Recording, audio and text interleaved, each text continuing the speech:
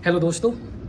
और आप सभी का जब से यूजीसी नेट जेआरएफ का रिजल्ट आया है तो खासकर पीएचडी एडमिशन के बारे में बहुत सारे कंसर्न और डाउट्स हैं और कमेंट्स भी आ रहे हैं जो मैं वीडियो अपलोड कर रहा हूं। और जो दोस्त मुझे जानते हैं उससे रिलेटेड मैसेज भी कर रहे हैं कि आप पीएचडी एप्लीकेशन जो प्रोसेस है उसके बारे में जरूर बात कीजिए। खासकर जेएनयू पीएचडी एडमिशन से रिलेटेड आप लोगों के काफ़ी क्वेश्चन आ रहे हैं कि एप्लीकेशन फॉर्म कब स्टार्ट होंगे, एप्लीकेशन एडमिशन प्रोसेस क्या है जेएनयू का, उसके बारे में बताइए। एंट्रेंस एग्जाम होगा कि नहीं होगा, इससे रिलेटेड भी काफ़ी कन्फ्यूजन है। तो मैं जेएनयू पीएचडी एडमिशन प्रोसेस पर बात करूँ उससे पहले आप सभी से गुजारिश है जितने भी पीएचडी एस्पिरेंट्स हैं जिनका नेट जेआरएफ हुआ है या इस बार जिनका नेट स्कोर कार्ड अच्छे आ रहे हैं, जो अलग अदर सेंट्रल यूनिवर्सिटीज़ हैं या अदर यूनिवर्सिटीज़ हैं जहाँ भी पीएचडी एप्लीकेशन फॉर्म स्टार्ट हुआ है उसके बारे में भी आप लोग जानिए और वहाँ पर देखिए कि अगर वहाँ पर भी अपॉर्चुनिटी है तो वहाँ पर अप्लाई कीजिए। जैसे जामिया मिलिया इस्लामिया में पीएचडी एप्लीकेशन फॉर्म स्टार्ट हो गया, उसको आप लोग देख सकते हैं। लखनऊ यूनिवर्सिटी में मुझे पता चला कि वहाँ भी एप्लीकेशन फॉर्म स्टार्ट हो गए हैं और वहाँ पर भी सोशल साइंस में काफ़ी अच्छे खासे सीट आए हैं। जैसे पॉलिटिकल साइंस में जो मुझे पता चला कि 50 के आसपास सीट आए, तो उसको आप देख सकते हैं। अब बात करते हैं जेएनयू पीएचडी एप्लीकेशन फॉर्म कब आएंगे। देखिए इसको या जेएनयू पीएचडी एडमिशन प्रोसेस के बारे में बात करने के लिए या एप्लीकेशन फॉर्म कब आएंगे, इस दोनों क्वेश्चन को एड्रेस करने के लिए मैं एक कंटेक्स्ट बताऊंगा कि इतना कन्फ्यूजन इस बार पीएचडी एडमिशन से रिलेटेड क्यों हो रहा है। तो इसका सबसे बड़ा कारण है कि इस बार यूजीसी जो एक संस्था है जो हायर एजुकेशन को रेगुलेट करता है, उसने एक सर्कुलर जारी किया था जितने भी सेंट्रल यूनिवर्सिटी हैं कि इस बार आप लोग अपना पीएचडी एंट्रेंस एग्जाम मत कराइए और जो एडमिशन होगा वो आपके नेट स्कोर कार्ड के बेसिस पर होगा। तो जेएनयू भी एक सर्कुलर निकाला था कि इस बार पीएचडी एंट्रेंस एग्जाम कंडक्ट नहीं कराया जाएगा और जो आपके जिस सेंटर में एंट्रेंस एग्जाम होता था उस सेंटर में नेट स्कोर कार्ड के बेसिस पर एडमिशन होगा। लेकिन कम्प्लेक्सिटी जब स्टार्ट होती है आपके जून में यूजीसी नेट जेआरएफ एग्जाम होता है, एग्जाम कैंसिल हो जाता है, उसके बाद एनटीए पर क्वेश्चन, उसकी लेजिटिमेसी पर क्वेश्चन उठता है कि हाँ क्या एनटीए जो एग्जाम कंडक्ट कराता है उसके बेसिस पर क्या पीएचडी एडमिशन होना चाहिए। तो जुलाई में जेएनयू में जो वाइस चांसलर मैम है और जितने भी डीन हैं जो यहाँ के सोशल साइंस के स्कूल के डीन है उनका मीटिंग होता है कि क्या इस बार हम लोगों को अपना एंट्रेंस एग्जाम खुद कंडक्ट कराना चाहिए। और मीटिंग में सजेशन मांगे जाते हैं कि हाँ क्या एंट्रेंस एग्जाम होना चाहिए नहीं होना चाहिए। तो कुछ दिन पहले इंडियन एक्सप्रेस का रिपोर्ट्स आए हैं जेएनयू से रिलेटेड कि अभी भी कंसेंसस नहीं बन पाया है कि इस साल के लिए कि हाँ एंट्रेंस एग्जाम होना चाहिए या नहीं होना चाहिए। पहली बात। दूसरी बात कि अगर कंसेंसस नहीं बन पाया है, दूसरी बात आप लोग जानते हैं कि सेशन काफ़ी लेट हो गया है, तो मुझे जहाँ तक लग रहा है कि एंट्रेंस एग्जाम कंडक्ट नहीं कराया जाएगा और आपके जिस सेंटर में एंट्रेंस एग्जाम होते थे, पीएचडी एंट्रेंस एग्जाम होते थे, वहाँ नेट स्कोर कार्ड के बेसिस पर एडमिशन होगा। अब देखिए पीएचडी एडमिशन प्रोसेस किसी भी सेंट्रल यूनिवर्सिटी है या स्टेट यूनिवर्सिटी है, उनका जो प्रोसेस है वो इस चीज़ से स्टार्ट होता है कि नोटिफिकेशन निकालते हैं या ई प्रोस्पेक्टस निकालते हैं। इस प्रोस्पेक्टस में आपको क्लियरली मेंशन होता है कि किस सेंटर में कितने सीट होंगे। जैसे मैं जेएनयू के बारे में बात करूँ तो यहाँ सबसे पहले ई प्रोस्पेक्टस आएंगे।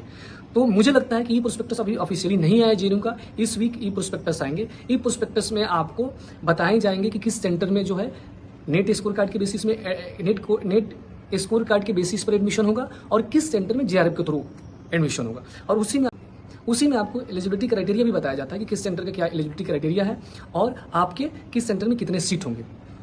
तो ई प्रोस्पेक्टस जो मैं अभी बोला उसी को रिपीट कर रहा हूँ कि मुझे लग रहा है कि इस वीक तक ई प्रोस्पेक्टस आ जाएंगे और एप्लीकेशन फॉर्म जो है ई प्रोस्पेक्टस आने के बाद ज़्यादा टाइम नहीं लगेगा क्योंकि इस बार एंट्रेंस एग्जाम नहीं होगा। तो ई प्रोस्पेक्टस के आने के बाद जो पीएचडी एप्लीकेशन फॉर्म है लास्ट अक्टूबर या मुझे लगता है कि दिवाली के बाद पीएचडी एप्लीकेशन फॉर्म भी स्टार्ट हो जाएंगे।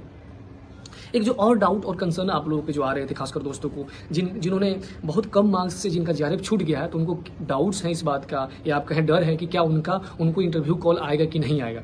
तो देखिए मुझे जहाँ तक लग रहा है कि कुछ सेंटर जो है सिर्फ और सिर्फ जेआरएफ के थ्रू एडमिशन होंगे और कुछ सेंटर जो है जहाँ पहले एंट्रेंस एग्जाम होता था वहाँ नेट स्कोर कार्ड के बेसिस में एडमिशन होगा। तो जहाँ जेआरएफ के थ्रू एडमिशन होगा तो वहाँ सवाल ही नहीं उठता कि जिनका जेआरएफ नहीं है वो अप्लाई कर सकते हैं या नहीं कर सकते, सिर्फ जिनके पास जेआरएफ होगा वहीं अप्लाई कर सकते हैं। दूसरी बात कि जिस सेंटर में नेट स्कोर कार्ड के बेसिस पर एडमिशन होगा वहां पर क्या सिर्फ और सिर्फ जेआरएफ वालों को ही बुलाया जाएगा, तो मुझे लगता है कि ऐसा नहीं है। जैसे इसको मैं एग्जांपल के थ्रू समझाता हूं। जैसे मान लीजिए मेरा सेंटर जो है सेंटर फॉर पॉलिटिकल स्टडीज में मान लीजिए ओबीसी का 8 सीट है और एक सीट पर 10 इंटरव्यू के लिए स्टूडेंट बुलाते हैं या स्टूडेंट्स बुलाते हैं, पीएचडी स्टूडेंट को बुलाया जाता है। तो मान लीजिए 80 स्टूडेंट हुए, लेकिन इस बार जो स्टूडेंट हैं उन्होंने सिर्फ और सिर्फ जेआरएफ 60 ओबीसी के बच्चों ने आपने क्वालिफाई किया जेआरएफ के लिए, तो लेकिन 80 बच्चों को बुलाना है आपको, तो जो जेआरएफ का कटअप है उससे नीचे कटअप करना पड़ेगा पीएचडी एडमिशन का। जैसे इसको मैं और सिंपली एक्सप्लेन कर रहा हूँ। जैसे मान लीजिए मेरा जेआरएफ है ओबीसी से और मैं 110 मेरा मार्क्स है, लेकिन मान लीजिए एक मेरा दोस्त है जिसका 108 है क्वेश्चन सही लेकिन जेआरएफ नहीं हुआ है, लेकिन हो सकता है जो सीपीएस का कट ऑफ रिलीज हो वो आपका 106 मार्क्स का हो, नेट स्कोर का 106 मार्क्स। तो ऑब्वियस सी बात है कि 108 जिसका है उसको भी बुलाया जाएगा। तो आप इस बात से निराश मत होइए कि आपका जीआरएफ 1 या 2 मार्क्स से छूट गया है तो आपका इंटरव्यू कॉल नहीं आएगा। पॉसिबिलिटी है कि आपका इंटरव्यू कॉल आए, क्योंकि कोई जरूरी नहीं कि जो जीआरएफ का कट ऑफ है वो भी वहीं आपका सीपीएस का भी कट ऑफ हो, पीएचडी का।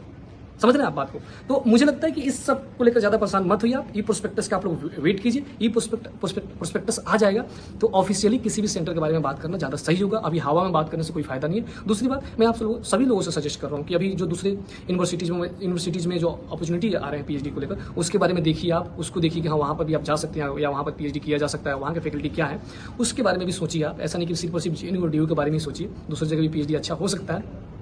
और दूसरी बात कि आप रिसर्च प्रपोजल पर ज़्यादा फोकस कीजिए। रिसर्च प्रपोजल आपका अच्छा रहेगा तो आपका जरूर एडमिशन होगा, उसका अच्छे से तैयारी कीजिए। जो हम लोग जिस स्टेज में हैं, जब नेट स्कोर कार्ड के एडमिशन, नेट स्कोर कार्ड का रिजल्ट आ गया है, यूजीसी का रिजल्ट आ गया है, तो आप एक कोशिश कीजिए कि प्रपोजल एक बढ़िया बनाइए कि मान लीजिए कि आपका कट ऑफ में अगर आप आ जाते हैं, मान लीजिए सीपीएस में आप अप्लाई करना चाहते हैं और आपका कॉल आता है इंटरव्यू के लिए, तो आपके पास एक प्रपोजल अच्छा रहेगा, तो आप जाकर अच्छे से डिफेंस कीजिएगा। और डेफिनेटली जब आप अपने प्रपोजल को अच्छे से डिफेंस कीजिएगा तो आपका एडमिशन होगा। लास्ट तक वीडियो को देखने के लिए बहुत बहुत धन्यवाद। और शायद मैं जो भी आप लोगों के डाउट्स और कंसर्न था जेएनयू पीएचडी एडमिशन के बारे में, उसको मैंने एड्रेस करने की कोशिश की इस वीडियो में। नेक्स्ट वीडियो में मैं कोशिश करूंगा कि अभी लखनऊ यूनिवर्सिटी में एप्लीकेशन फॉर्म स्टार्ट हुआ है तो उसके बारे में जाना जाए, या डीयू के बारे में जाना जाए, या जामिया मिलिया इस्लामिया के बारे में जाना है, तो आप इस चैनल के साथ बने रहिए।